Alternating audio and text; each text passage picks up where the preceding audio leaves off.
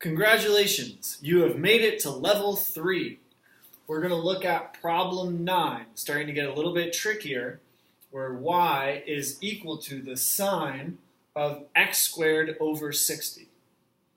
We're still going to break it up into our outside function and our inside function. So our outside function is still sine of g, because that's what's on the outside. And then the inside function is what's trapped inside there, which is going to be x squared over 60.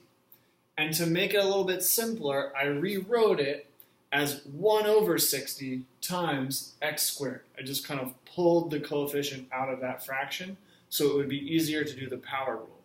Because when we take the derivative, we're going to multiply that 2 by the coefficient and get 2 over 60 x, and that's going to simplify back down to x over 30. If you're stuck there, ask a partner for help.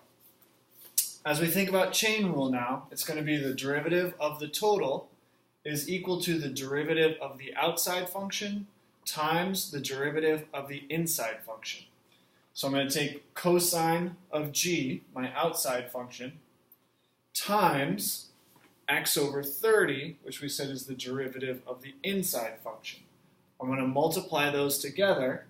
I'm going to take my g and plug it back in, and I'm going to get the cosine of x squared over 60 times x over 30. I could also put that in parentheses.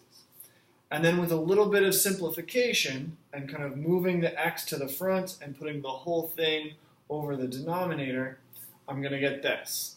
X cosine of x squared over 60, all of that over 30. This is my final answer. If you got to here and just left your answer like that, totally acceptable. That would be a totally correct answer. This is a little bit prettier to look at, but this is just fine and a successful implementation of the chain rule.